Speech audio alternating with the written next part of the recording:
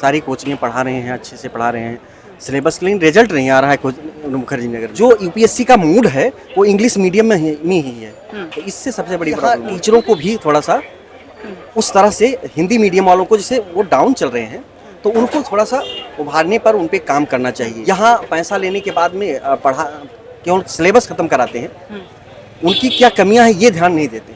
नमस्कार, मैं सचिन कुमार, आप देख रहे हैं न्यूज़ ट्यूब भारत। आज हम मुखर्जी नगर पहुंचे हैं और जिस तरह से ये मुखर्जी नगर कोचिंग हब बनता जा रहा है इसके ऊपर आज हम चर्चा करेंगे। एक डाटा भी सामने आया कि जिसमें यह था कि 2030 तक भारत में 1.72 लाख क्या कहते हैं करोड़ का ये बिजनेस हो जाएगा। तो जिस तरह से ये फल फूल रहा है, ये इंस्टीट्यूट्स जिस तरह से फल फूल रहे हैं, इसका कितना प्रभाव पड़ने वाला है और जिस तरह से ये घटनाएं सामने आती हैं कि कभी पेपर लीक हो गया, ये हो गया, तो इसमें इन कोचिंग संस्थानों की क्या भूमिका रहती है, ये किस तरह से स्टैंड लेते हैं, इसके ऊपर आज आप बात करेंगे। हमारे साथ एक स्टूडेंट मौजूद हैं, यूपीएससी की तैयारी कर रहे हैं। ये नाम बताइए सर। सुनील कुमार ओझा मेरा नाम है जी। तो आप यूपीएससी की तैयारी कर रहे हैं? जी जी। ठीक है, तो आप ये बताइए कि किस तरह का माहौल है यहाँ पर मुखर्जी नगर में, पहले तो उसके बारे में। देखो, माहौल तो ठीक है, सारी कोचिंगें पढ़ा रहे हैं, अच्छे से पढ़ा रहे हैं, सिलेबस क्लीन, रिजल्ट नहीं आ रहा है मुखर्जी नगर में। सबसे बड़ी दिक्कत ये है। हाँ, करोल बाग की अपेक्षा एक तो हिंदी मीडियम है, अब हिंदी मीडियम का डाउन हो रहा है।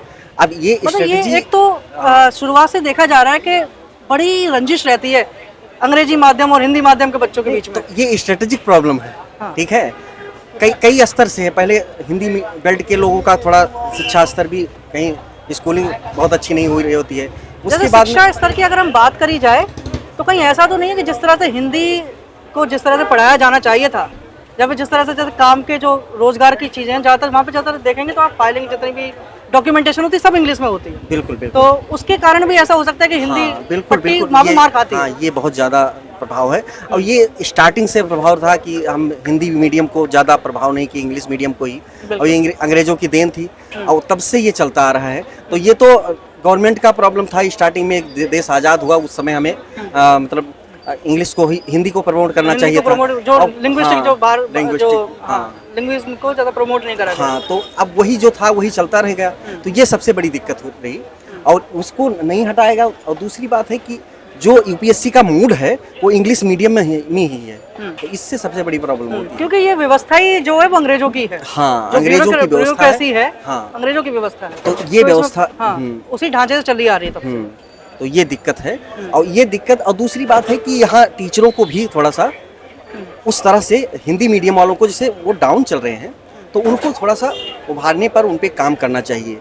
यहाँ पैसा लेने के बाद में पढ़ा केवल सिलेबस खत्म कराते हैं, उनकी क्या कमियां हैं ये ध्यान नहीं देते। हाँ, ये टीचरों को माइक्रो लेवल पे, तो मैक्रो लेवल पे काम करा जाता है, माइक्रो लेवल पे काम करा जाता है, माइक्रो लेवल पे काम नहीं होता। बिल्कुल बिल्कुल। तो टीचरों को ये ध्यान देना होगा कि मतलब कि जमीनी स्तर पर भी बच्चा जुड़ा रहे। नहीं, टीचरों को बच्चों को क्या कमियां हैं उसको इम्प्रूव करना है। बिल्कुल भाई, मेन चीज है क्या हिंदी मीडियम में कहाँ कमी आ रही है, बिल्कुल उसको पॉइंट करिए। उसको भाई आयोग को भी दीजिए, सरकार को भी दीजिए। ये कोचिंगों की जिम्मेदारी है। बिल्कुल, कोचिंग भाई इतना पैसा ले रही हैं तो कोचिंग की जिम्मेदारी है ये चीजें, कोचिंग की जिम्मेदारी। हाँ, तो ये चीजें बहुत इंपॉर्टेंट हो जाती है। जिस तरह से जैसे अभी आप कह रहे हैं कि ये जैसे हिंदी और इंग्लिश का तो ये है, बाकी अगर ओवरऑल देखा जाए तो बच्चों में किस तरह से इसको चीज़ को लेकर एक कह सकते हैं कि वो रुझाव पूरा है, जैसे कि लाखों बच्चे एक तरह से इसमें देते हैं पेपर, बाकी इनके पास क्या कोई और अपॉर्चुनिटी नहीं है? नहीं, बिल्कुल है भाई, सारे आप जीएस सब पढ़ लेते हैं। 3-4 फील्ड जैसे नजर आते हैं, जैसे कई लोग भागते हैं सीए की तरफ, कई लोग भागते हैं एसएससी की तरफ, कई लोग भागते हैं क्या कहते हैं आपका ये यूपीएससी और नीट और जेई की तरफ। तो जैसे ये 3-4-5 फील्ड ही दिखाई देती हैं, बाकियों में क्यों मतलब कि रुझान नहीं है लोगों का? नहीं, एक्चुअली क्या है कि इसका मोड जो है जीएस पे आधारित है। तो जीएस लगभग पूछा ही जा रहा है लगभग एग्जामों में, तो सपोर्ट तो यूपीएससी कर रही है। और यूपीएससी अगर सही तरीके से अगर तैयारी कोई भी बच्चा किया है तो कहीं ना कहीं उसका हो जाता है, ये कन्फर्म है।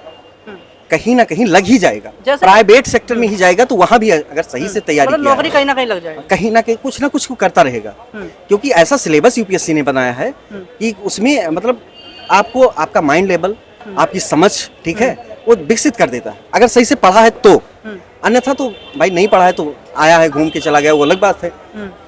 नाम मात्र की तैयारी अलग बात होती है, मतलब ये है लेकिन अगर कि- सही हाँ। सिलेबस तैयार किया है तो अलग सी बात हो जाती है। मतलब ये है कि आप गंतव्य तक नहीं पहुंचेंगे लेकिन कहीं ना कहीं पहुंच जाएंगे। कहीं ना कहीं नहीं, जरूर पहुंचेंगे। आपको अगर पूरा सिलेबस सही से पढ़ा है तो कहीं ना कहीं आप पहुंचोगे, ये कन्फर्म है। कहीं ना कहीं पहुंचेंगे।